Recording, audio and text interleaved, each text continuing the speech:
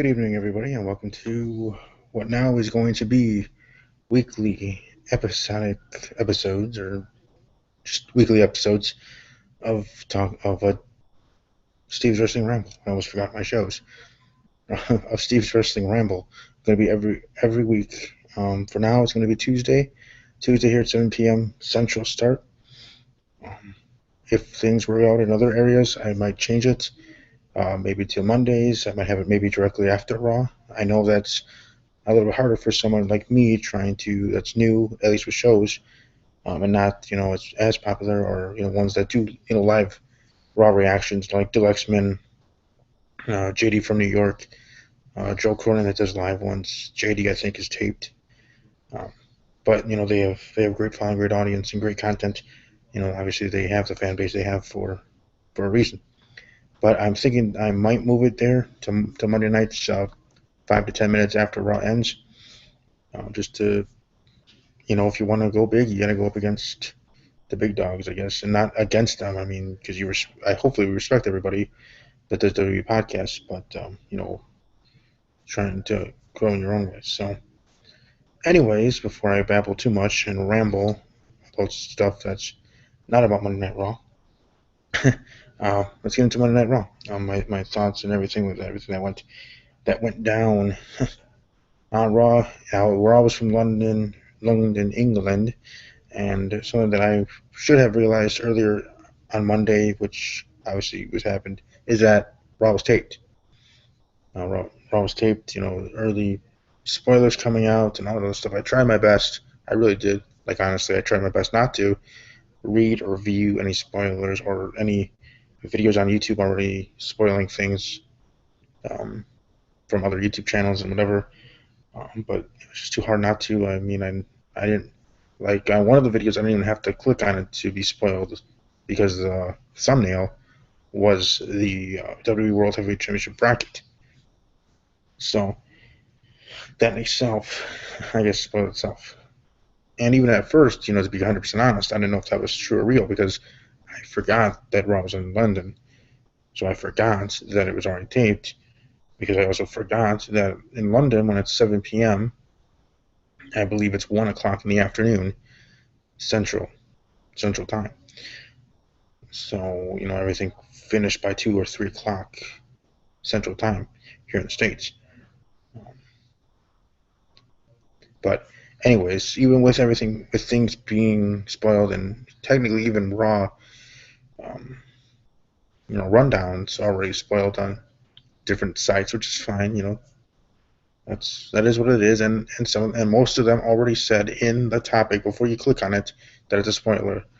That, if you don't want to be spoiled, don't click on it. It's not like trying to get you to click on it just for for clicks on our website. They actually put the word spoiler in it for you not to read. But anyways, I try not to, but I got some of it, not all of it. So with what I learned and from what I watched and from what I seen on Raw, some things I already knew was going to happen, and some things I was looking forward to seeing, like Raw or the opening promo by Triple H and everything that was said and how that would go. I mean, even on WWE.com, the quote-unquote breaking news of Triple H is going to be talking about it, but I didn't really read the spoiler on what was said or that Roman Reigns even was going to be part of it, but I thought it went really well. And for most of the WWE universe, they thought that, or they believed, which is fine, it's your opinions,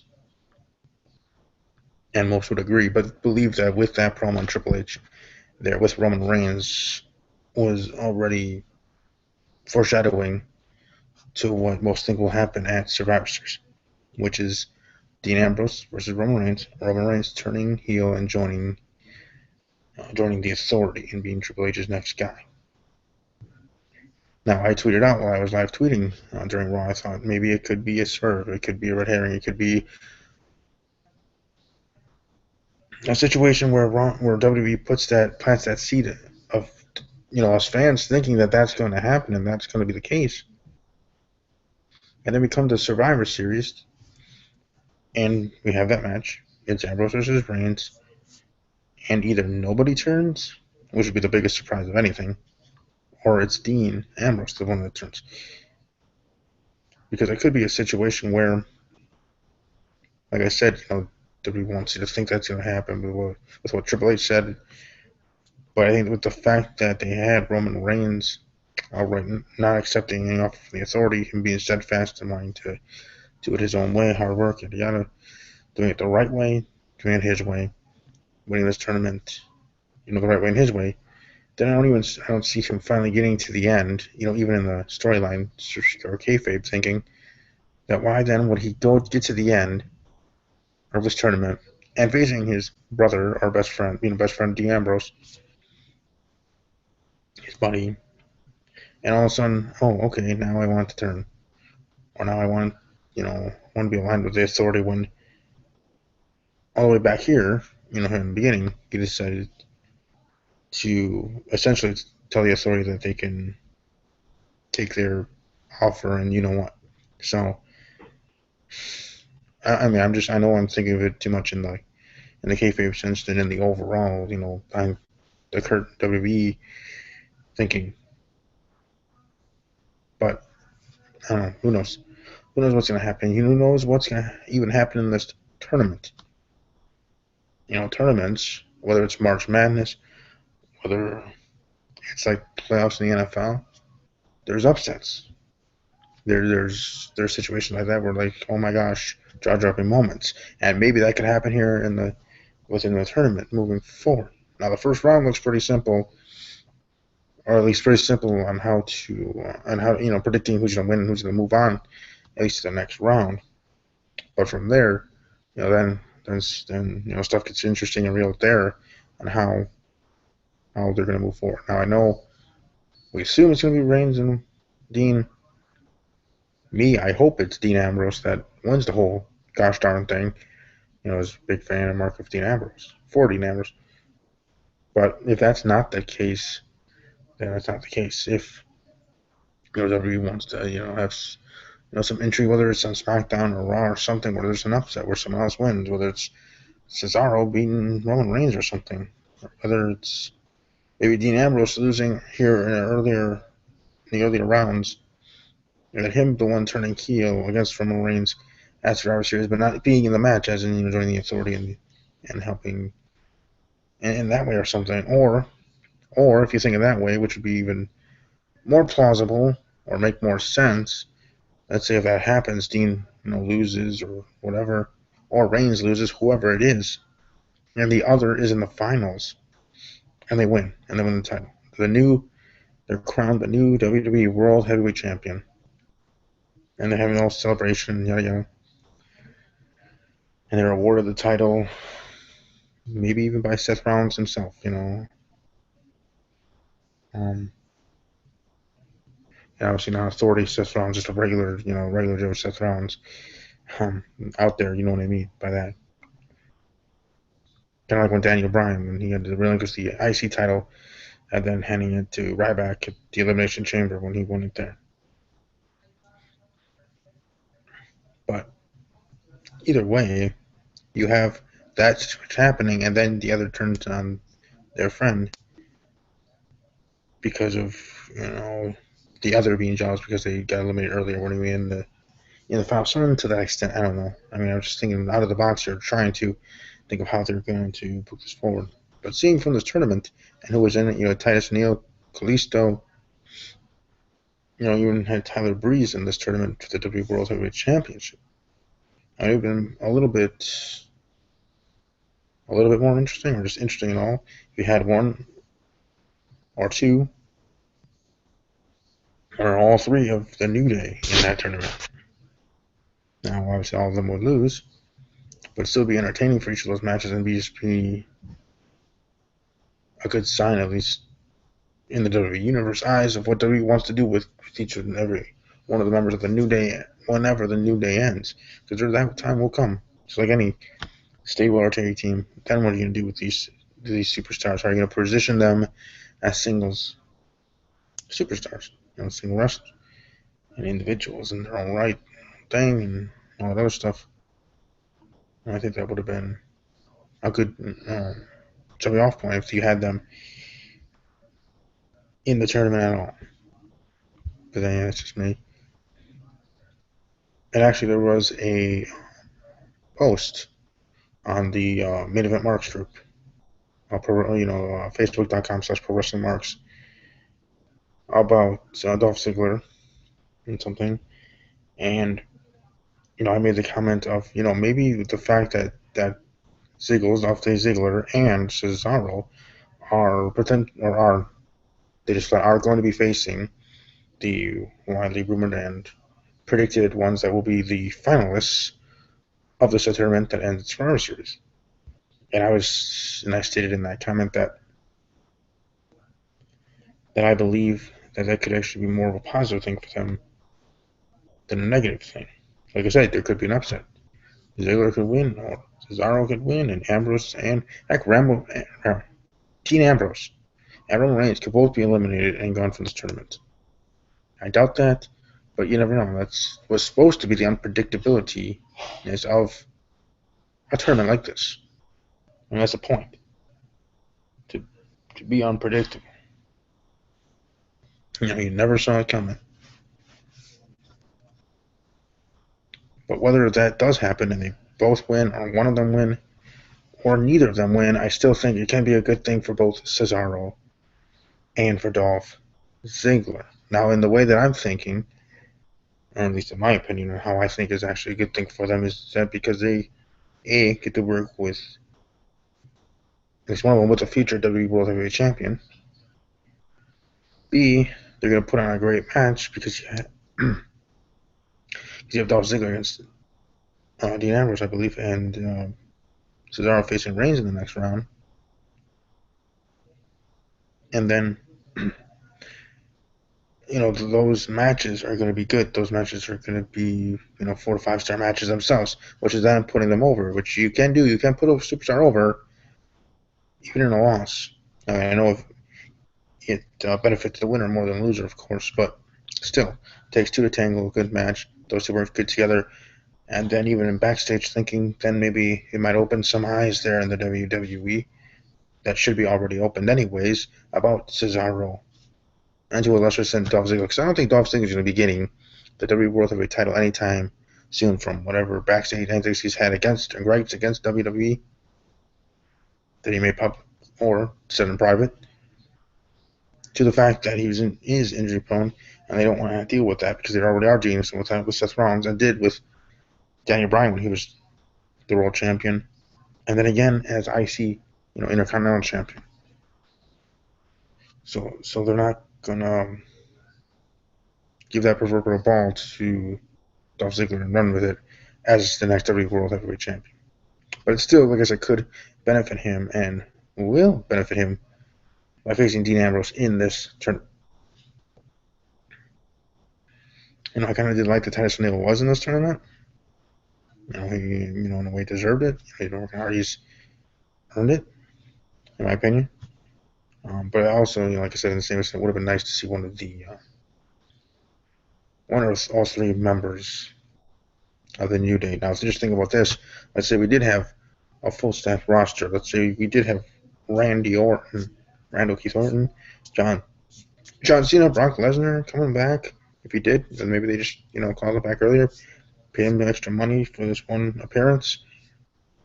He would only come back, if everything works out right. It's in the booking of the tournament with him in it, and how things are planned for him and his character moving forward.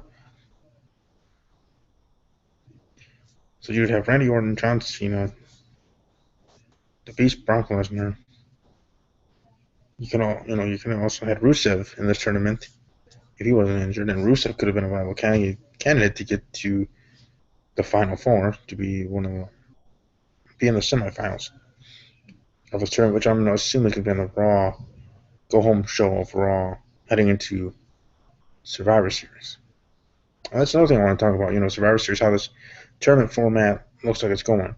You had this match. The matches on Raw, this past Raw. Then you're gonna have the other half, the other 8 on SmackDown, and then those matches that were on Raw this week, the subsequential, next round matches will then also be on Raw, SmackDown for SmackDown, as logic would dictate in that way.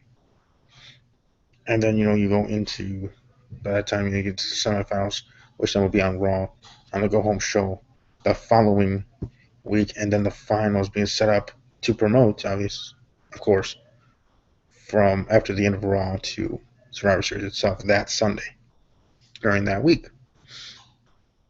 So then all these shows and my show and other shows, we can predict who we think is going to win that match and be the next WWE World Heavyweight Champion.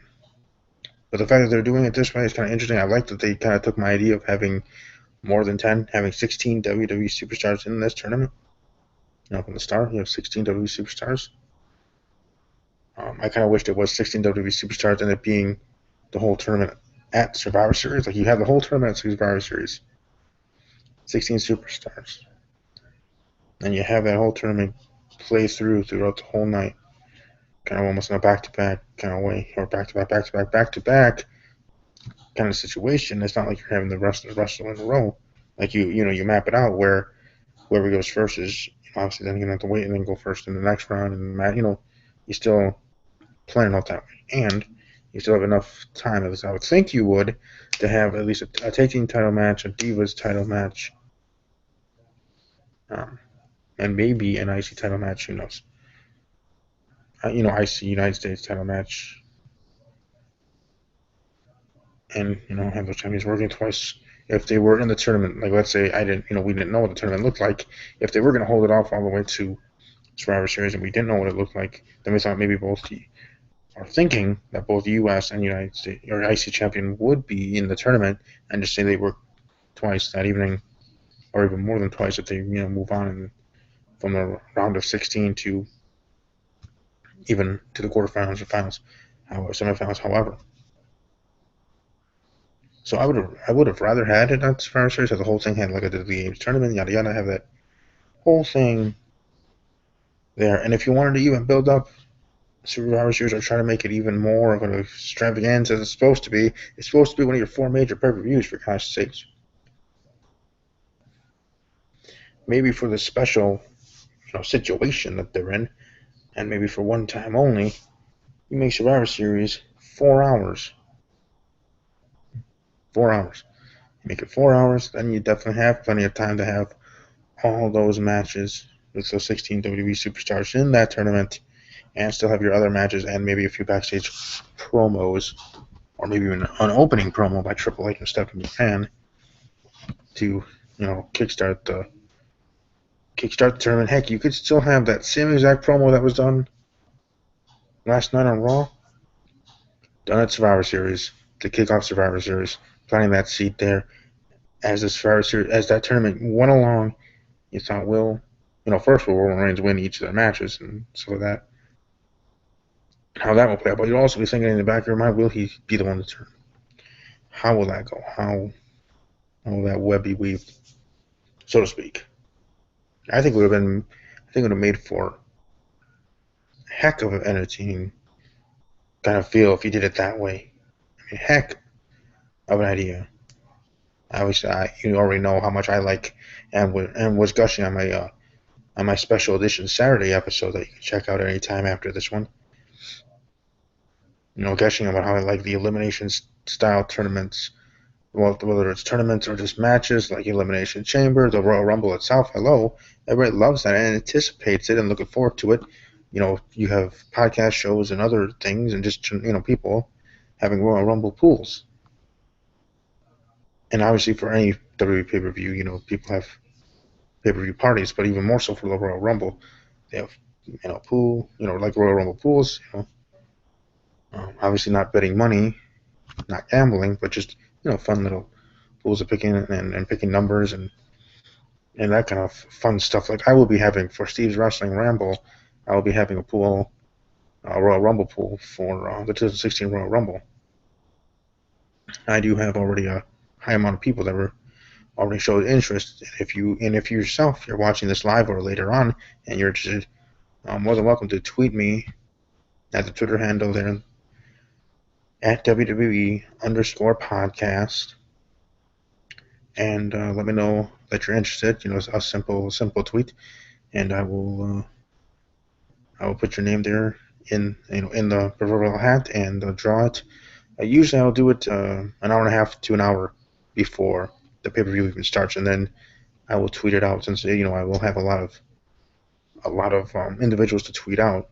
I'll be tweeting out either right when it starts or before it starts, or if I'm feeling up to it, I might even pick the names like 3 hours before the pay-per-view or in the afternoon, and then tweet them an hour to 2 hours prior to the pay-per-view itself, and all that other stuff. So I just wanted to promote that while I was on the topic. But back to what I was saying, and that was that how much I was gushing about these kind of whether it's tournaments, the Miss Chamber, Royal Rumble, Money in the Bank. I mean, that's not a tournament. That's just I guess I like those cluster kind of matches, those tornado takes, or those back when we had in the Attitude Era, the 24-hour rule for the hardcore title, or when we had the world title or WWE title, the championship scramble. That's what I meant. The championship scramble matches with said superstars. Like, it's unpredictable. Like, who's going to get the last fall? Who's going to be the champion in between, or something like that, with the scramble and with the hardcore 24/7 rule. Like, those kind of stuff.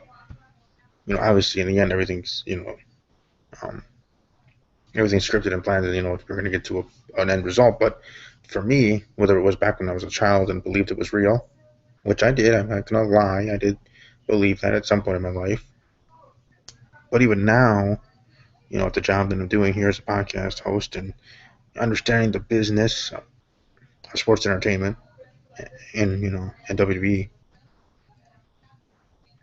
still look forward and enjoy those type of matches, because it's just, to me, it's a good type of planned chaos in a way. Like in those kind of matches, like I said, tornado tanks, Royal Rumbles, Elimination Chambers, list goes on. Don't need to say it again. So here with the Survivor Series tournament, in itself being obviously a tournament, is very intriguing to me, and I think it would have been to many of the WWE universe, and even those of the WWE universe that know, that have friends that used to watch the WWE in the past. Like, I know I have a few friends that I used to watch weekly, watching all the time back, when we were kids, and during the Attitude Era and all that stuff, that have stopped watching WWE. I think most of them stopped watching it after a few years into high school, I believe.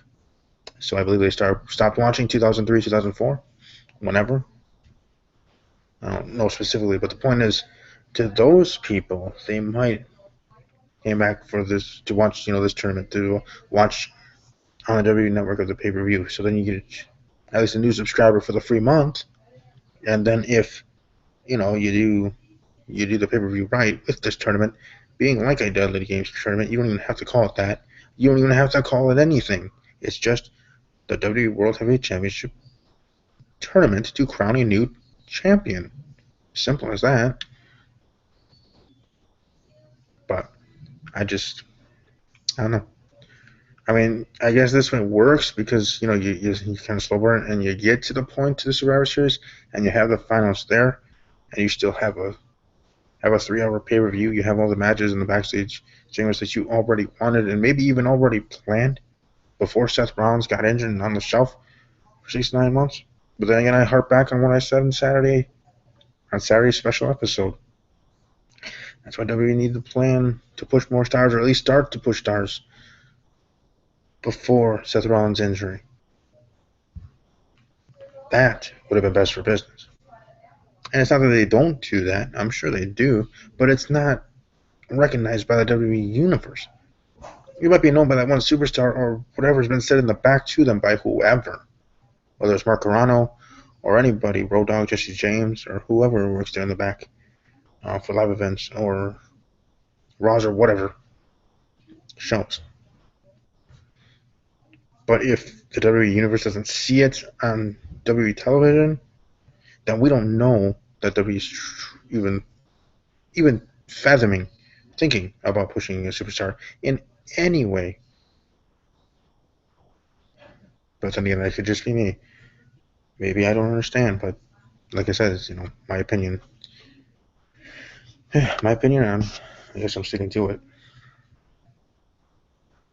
And it's just, like I said, I think it would have been more beneficial to World Wrestling Entertainment to have their tournament that had to happen, or not had to happen, but they planned to happen because of what happened to Seth Rollins. Now I give them credit for thinking of a tournament like this and having the amount of superstars that they had. They get points and a hand clap for that.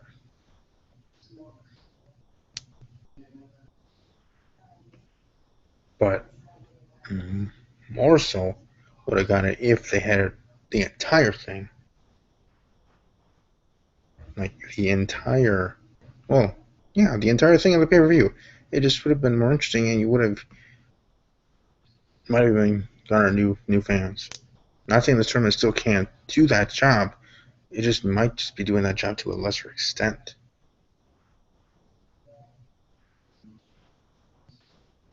I mean, it might. I'm not saying it will. It's a possibility.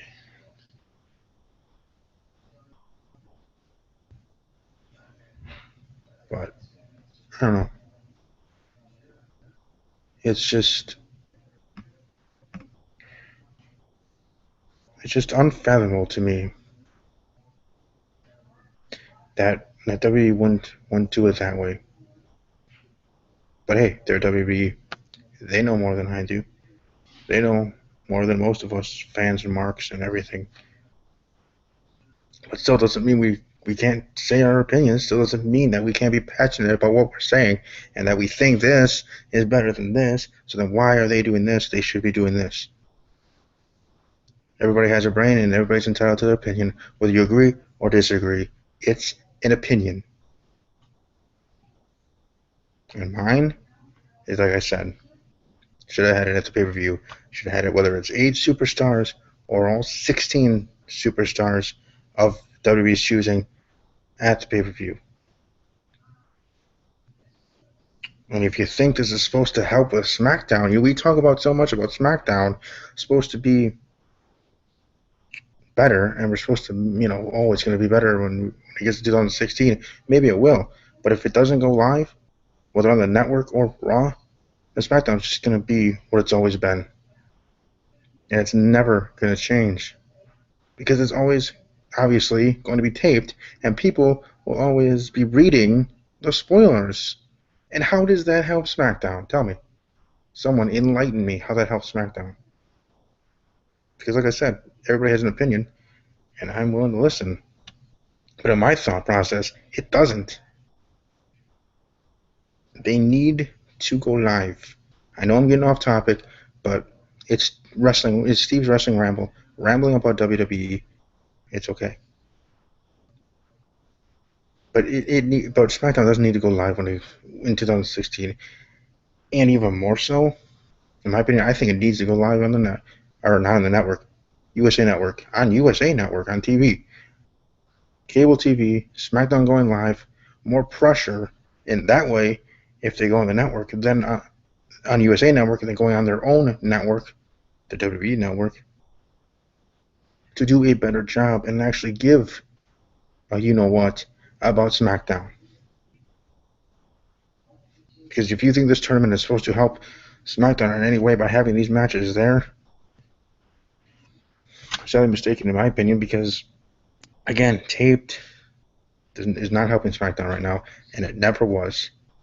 Yeah, maybe you can get some people maybe to watch to see these matches because they might be interesting, or from reading those said spoilers, or even if you don't read the spoilers, that's up to you individually, or up to each individual in their thinking. But come on now, it's just one end. I see what WWE is doing and why they're doing it here in this way, building it up, having it on Raws and SmackDowns, especially Raws, being the flagship show.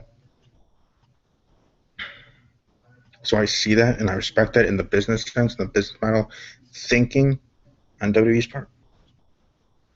But still would have thought it would have behooved them even more so to have the whole tournament at the pay-per-view. I just do. And like I said, from seeing the bracket, whether like I said, I did, inadvertently saw it before watching the show at 7 p.m. Central. And I apologize. I'm looking up because I'm watching watching MSNBC. The Republican debate is tonight too. So when I finish this episode, I'll be watching that. But anyways, um, I just hope that whatever the plan is, whatever road WWE takes with this tournament, whether it's Roman Reigns going to turn heel, Dean Ambrose is going to turn heel, or nobody freaking turns heel, and you just have a winner and a new champion, that's fine. And you want to talk about something that I haven't even spoke yet about in this episode, and that's the wild card, in my opinion. And I even tweeted about this with my fellow buddies from Main Event Marks. And again, you can check their channel out on the right side of my channel in its own little heading. I think it's called just channels that I'm on, and Main Event Marks is one of the 4 there. Check out their content and subscribe to them as well. But I when I was live tweeting with those guys during Raw, I was just saying that Sheamus being this wild card, Sheamus is the wild card. Will he, Sheamus, cash in his Money in the Bank at the end of this tournament? Will everything that we've been talking about, everything that we think is going to happen, just be, for now? And Sheamus is the one that's going to be the champion. And if that's going to be the plan, if the plan is for Sheamus to cash in at WWE Survivor Series and become the new WWE World Heavyweight Champion, then you don't have either Roman Reigns or Dean Ambrose turn, in my opinion. You don't have either of them turn. Not yet. That would not be, again, in my opinion, that would not be the best time to do it. You do it when they're one-on-one, obviously one-on-one in their own match, and you have a clear-cut winner, however the turn, yada, whatever. You don't do it or having either one of them turn. Excuse me, I apologize about that. But you don't have either one of them turn if you're going to have Sheamus cash in. I think that would lessen the importance of the turn, of the heel turn, whether by Reigns or Ambrose. And I think obviously the cash in will overshadow it. And if you want to build Sheamus to the next as the WWE World Heavyweight Champion as his heel, he'll be getting the heel heat and the Simple Chief heel heat, and Reigns or Ambrose, whoever they have as the next number 1 contender, chase to WrestleMania and have their moment at WrestleMania, one of them at WrestleMania. Because from what I got, and depending on whether people join this episode, I'm going to reiterate something I said earlier in this episode. And that was from the promo in the beginning of Monday Night Raw with Triple H and Roman Reigns. First I brought up that it could be a whole swerve where maybe Dean's the one that turns, but another way of thinking of it is that it's kind of foreshadowing and forward thinking to WrestleMania for Roman Reigns. That maybe, just maybe, Sheamus might cash in, become the champion at Survivor Series, and you have, Reigns and Ambrose stay face, as I said. Or that's how I would do it and how I would book it. You have Roman Reigns then as the number 1 contender, because he's, probably, would be pissed off, and, the Authority, him battling Authority as he already anyway does, but actually truly kind of having a feud with the Authority. Sheamus being the Authority guy, since Reigns said no, and Ambrose wouldn't say yes either. We'll just book it that way. In this situation, so you have Reigns as the number 1 contender, going into WrestleMania. You have Reigns number 1 contender. We get to Royal Rumble 2016, going with the thought process that I had earlier, and we'll continue to have Dean Ambrose, my guy Dean Ambrose, win the 2016 Royal Rumble. You have a triple threat at WrestleMania, what was supposed to be the Shield triple threat, but that's not going to happen. And then, because in my opinion, if you just have a one-on-one, whether it's Reigns winning the Rumble and it's Reigns and Sheamus, or just Dean and Sheamus, I think then it makes it too predictable, even though as awesome as that would be, I think it would be. Because then you just have a triple threat. You have Dean and Reigns and the champion Sheamus. And then one of those two would then be the new champion. and I would probably venture to say it's going to be Roman Reigns. As much as I like Dean Ambrose and hope he's champion and whatever, because whenever Dean Ambrose is champion, as I said before, he deserves a nice long title reign. And if for the purpose of this tournament is just to have somebody temporarily as champion, then just go with Sheamus. He is the briefcase. And if you were planning to have him cash in successfully anyways, you just do it then. But they better not have Dean Ambrose win this championship at Survivor Series just to have 10 seconds later Sheamus cashing on him. I mean, I know it's just a show. I know it's scripted. I know it's WWE. I know it's this. I know it's that. Okay, I know. But I still wouldn't. I wouldn't be too happy. I'd be kind of pissed, to be quite honest. I'd be upset if that in fact does happen. If it goes down that way. So I would have Sheamus actually cash in the same way Seth did in the middle of the match when both of them are, going at it, and in the middle of a match near the end, obviously, and you have them cash in, give them both the bro kick. Let's say you bro kick, first you bro kick Dean Ambrose out, clear out of the ring. Then you're waiting for Roman Reigns to get up. He's doing that, that arm movement, get up thing there in the corner. As we've seen many times. Reigns turns around, bam, bro kick, right in the face, right in the forehead. 1, 2, 3.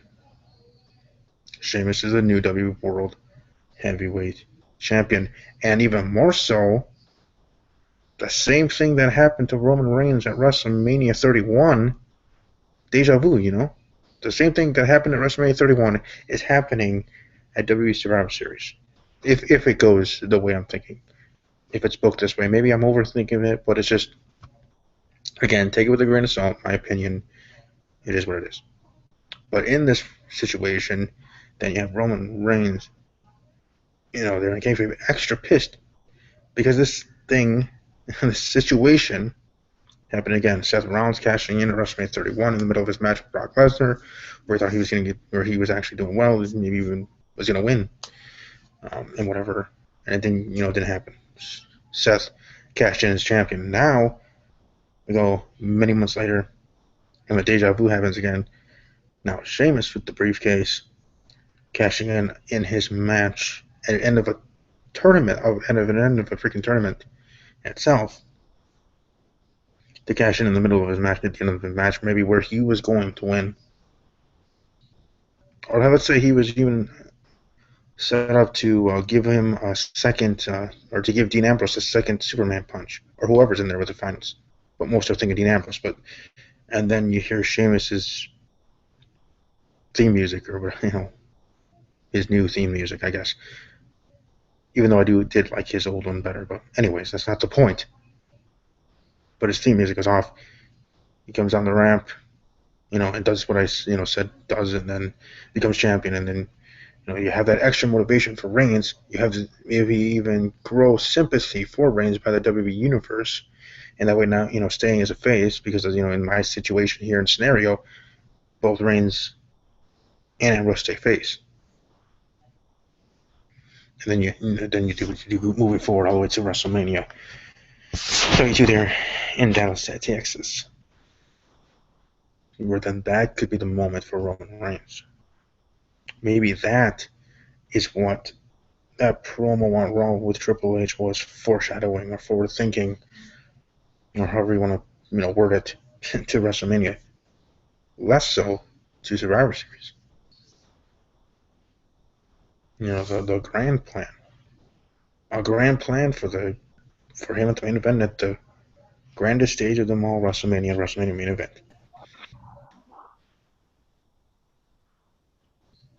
Good evening, Cooter. How are you doing this evening? Kathleen, how are you, sir? Pleasure. Good. But no, I was talking about the tournament and some situations. I don't know if you were able to listen. I just logged on. I've been having an atrocious evening. I've been coloring my father's hair and his beard for him. It's a weird evening, I know. But that being said, I'm ready to talk professional wrestling with Steve Copleen here on the Wrestling Ramble. Yeah, I was just finishing up talking about a scenario that could be interesting, so I'll reiterate it again for you since you just logged on. I was talking about Sheamus and if he cashed in and how they could even have it as a deja vu for Reigns in the middle of his finale match against Dean Ambrose, and forward thinking all the way there. So from seeing what happened on Raw in this tournament, how do you think or how would you even book? You know, don't mean to put you on the spot, but in a way to book in how you think this whole tournament, and maybe even going to WrestleMania, how you think it will pan out. I'm going to agree with the legendary woes from last week. I don't see them putting Sheamus in the main event at WrestleMania. I see him potentially trying to cash in, and I see him failing to cash in at the end of this pay-per-view. I don't see him using this until, I'd say, Money in the Bank itself. I think it was a funny thing that we discussed earlier. What if during that title match and on the last night that he can use it, he actually uses it at Money in the Bank? They're in a tough spot. I don't see that in Sheamus to take the belt off of Reigns unless they really want to slow burns Reigns and maybe use him on. Well, maybe they would. I don't know. It's a tough call. I mean, I personally wouldn't do it because you know me, I'm the hater, right? I hate Sheamus. I hate pretty much anybody who isn't Brian Pillman or Chris Benoit. And what did you think of the superstars that were picked, and the fact that they did do it with the 16 superstars? What are your thoughts on the ones that quote unquote qualified and were part of the tournament, and the way that they're doing it, having on Raw and SmackDown, and not all on the pay per view? Somebody explain to me how one half of the primetime players was eligible for the world heavyweight title. Somebody explain this to me. I am very upset about this because we had 16 slots and we had, I'd say, about 12 bums. I mean, really, other than the real one surprise was Tyler Breeze. Don't really have a problem with that, but really, Kalisto is in the tournament. And that Wow. was another head scratcher. I thought it would have been entertaining to have at least one or all three members of the New Day in the tournament. See, I was surprised they didn't put Big E in there or even Kofi. I mean, Kofi's always like one of those interesting guys who can easily transition from the tag team wrestling to the singles competition. He can do the ladder matches. He always does those crazy spots at the Rumble. I mean, the guy can do it all. Why not put him in this little tournament, even if he jobs in the first round? You know what I'm saying? Who cares? And I thought it was kind of interesting to have Tyler Breeze in this tournament. I think it's actually his first actual match in the main roster, having him in the tournament against Dean Ambrose, who to everybody's on odds-on favorite to get to the finals, and have him in a way job out in his first true match, even in this type of match. See, look at this. Our buddy Mike Colon had to jump in I just had to. because he saw that I jumped in because he was watching live on television. I had to introduce a friend to this stuff. She's like hiding right now. Oh wow, She wanted to come on the Steve Wrestling Ramble. she's a cutie. Wow. All right. My Say hi, Jill. Hi. Say hi. Pitbull Hi. girl. Hi, That's a Joe. lovely girl right there. I Wow. don't know where your phone is. She wanted to see me come on here real quick. Okay. She wanted to see how it's done. She works at K104, guys. Tell people that. Live on air every Sunday night. Alright, let's not tell people that. We just Not did. here, like 2 people. They can hear you. They can hear you. Loud and clear. We're live, pal. We're live. We're live. We're live. Oh, there you are. Yeah, look at that. You look behind me. We're on the TV too. No, stop. Yeah, there you go. Yeah. Hey, Jill, you just made a debut on. You're not on Main Event Marks, but you're on Steve's Wrestling Ramble. Say, It's delayed. it's delayed, yeah, because that's what happens. Yeah, It's delayed. I'm We sorry were- to interrupt the wrestling ramble. I That's just had to okay. jump on. Such an idiot. Yeah, she's excited. Look at her. She's so excited. I'm excited too. Ooh. Are you excited, Joe? Really excited. She's excited. All of a Anyway, sudden, I want guys. to the K104. Yeah, well, I gotta turn the volume on the TV down. It's like delayed. Listen, do you want to come on Thursday nights, Joe? Fuck you.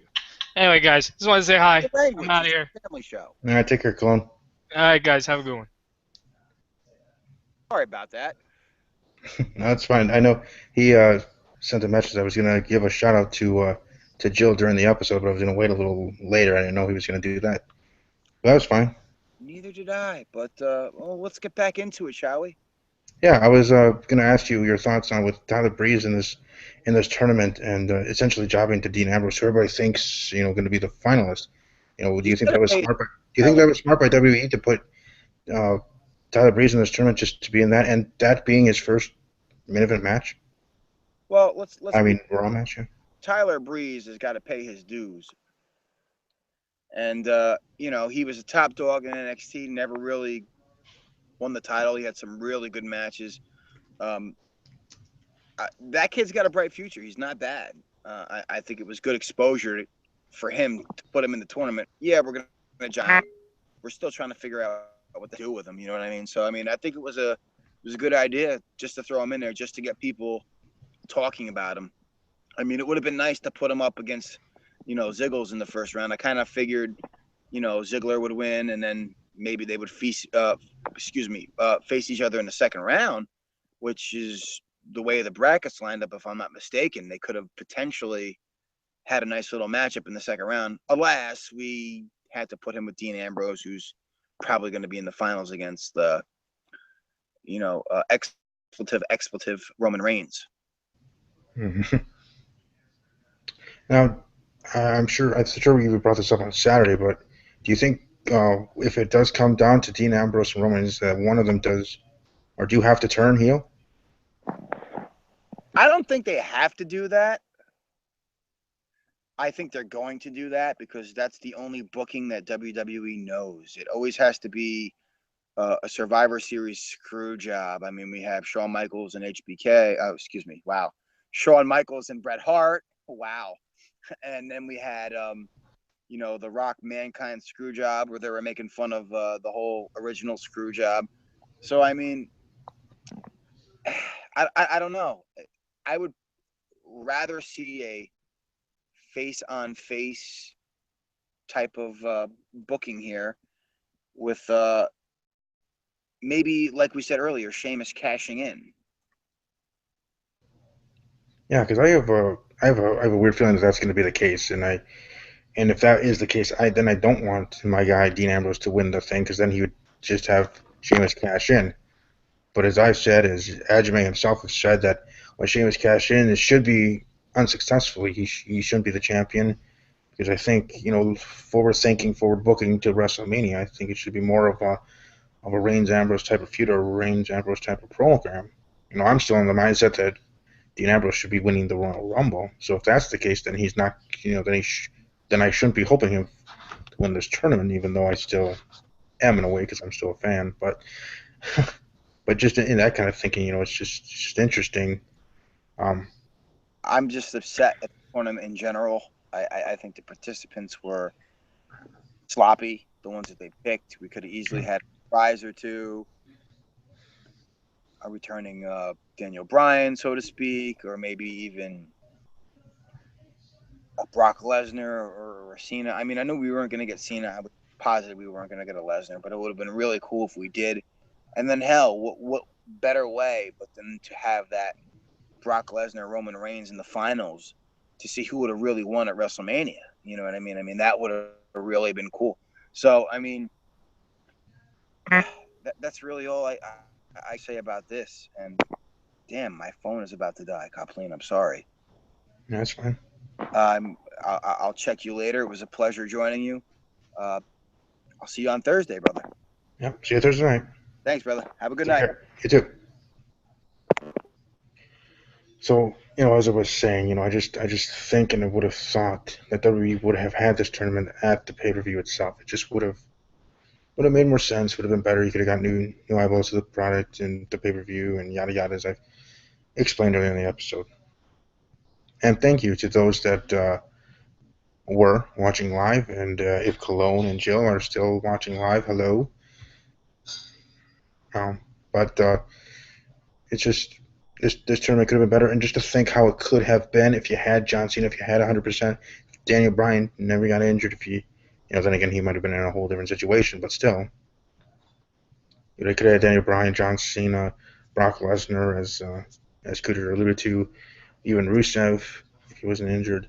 This tournament would have been jam packed, would have been wall to wall, and nothing.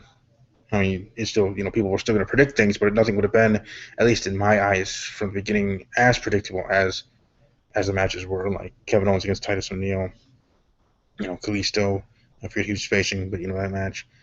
I'm glad that Del Rio actually is in this tournament. Hopefully he does. Obviously, I think he's going to be beating Stardust on SmackDown, but moving on, maybe even moving on to the semifinals. Who knows? Depending on how everything else goes. But like I said, if they did have the superstars that are injured or gone or whatever, this tournament would have been, like I said, very interesting, unpredictable in a way. Who could win? Each and every match from the start would have been awesome. And maybe, just maybe, if that was the case, excuse me, but maybe, just maybe, then they would have had it at the pay-per-view. And that, as I said earlier, would have been best. It would have been great. Now, since most of this episode of Steve's Wrestling Ramble, as it's supposed to be a Raw review, was mostly about the tournament, as it really should be, because that is the main thing going on. And this tournament would not have happened if Seth Rollins were not in this match in the match with Kane at Dublin, live event in Dublin, and going back to that kind of rhetoric and talk and discussing that. But with that situation, with it being what it is, I just hope that in the end, this the payout, the end result, whatever it is actually worthwhile to most of the WWE universe. Now, you're not going to please everybody. I know that, and it is what it is. But if you think of it logically, and if you think of all the superstars that are still in this tournament as of right now, Tuesday night, they could still go many different ways. They still could have maybe even KO be the champion. Just think about how that would be received. Or Cesaro having a quote-unquote upset over Reigns. Still anything technically is possible, but to most of the WWE universe, and kind of in a way me, myself, and I believe it will end up being Roman Reigns and Dean Ambrose. And then we'll see how that goes there. I wouldn't put it past WWE try to have a swerve, have something different, have something unique happen, like an upset. But I doubt it. But since this being a Raw review as it's supposed to be, the other thing to talk about is The Undertaker and Kane making their return against the Wyatt family there in the end. The end of Raw. I think the fact that they did it here on this Raw being in England, it might not have been best. I think, like I said, the fact that it was taped, spoilers came out already known. Maybe they could have held this whole eulogy promo and have The Undertaker and Kane return, having all of that happen next week on Raw when they're back to being live, back to being at some capacity unpredictable. I mean, I don't know, I'm just thinking here, thinking out loud. I just think that would have been best, and would have been better than what they did now.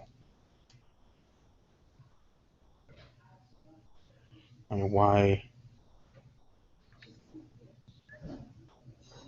I don't know. Why do that then in that different way than any other? But we'll see. We'll see what happens with Raw. we'll see what happens with SmackDown. I know I'll be reading the spoilers later tonight of the taping of SmackDown. I know I shouldn't, but I do, so whatever.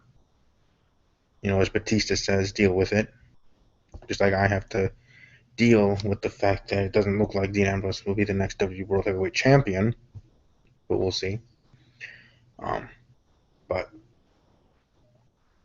But again, thank you to everybody watching live, and those that will be watching archived. Welcome to like and share this video. That helps my channel grow, my show grow. Try to get out there. Like I said, right now it's going to be weekly here on Tuesdays. If other things happen, I might be able to change it, but it will be weekly. I will have weekly episodes again to build the credibility of this show as much as I'm trying with my NFL podcast, Talking Packers with Steve, which is every Wednesday night. So I'll be doing an episode tomorrow. I'm a busy guy. Each and every week I'm busy. Tuesdays now I'm going to have Steve's Wrestling Ramble for the time being. I have Talking Packers with Steve on Wednesday night at Talking_Packers is the Twitter handle for that podcast. Again, that is at Talking_Packers. And then Thursday, I will be a co-host with your host there, Cooter, who was kind enough to join this episode, and Mr. Mike Colon, who popped in for a few moments, and it was nice to have him on here even for the short amount of time, and for whatever reason he wasn't here. It was nice. But those two, I'll be on Main Event Marks on Thursday night, probably talking about the same thing: Raw, this tournament, The Undertaker and Kane, and all other WWE things to NXT breaking the ground show, whatever else we will be talking about there on Main Event Marks. So check that out. That will be Thursday night. And they have a fan page on Facebook as well, youtube.com/Pro Wrestling Marks. And for mine, just search Steve's Wrestling Ramble on Facebook. Search Talking Packers with Steve on Facebook, and like them up, like both of the fan pages. But again, specifically for this video, you're welcome to like and share. As I said, try to spread the word of the show. Because I believe if I can gain subscribers, just gain fans, and have the dialogue that I wanted to have, as I did with Cooter, and to an extent with Cologne tonight, and other WWE fans that might want to join in each live episode on Twitter, that this can be yet another place to get your WWE information. Another person with maybe different opinions, along with the others, like Deluxeman, Good Mike Work, Grimm's Toy Show, JD from NY, and others, and Main Event Marks as well. Just another face, another place. But again, thanks to everybody who watched live and those that watch archived. Have a great evening, and I'll be back again tomorrow night with Talking Packers with Steve. Take care.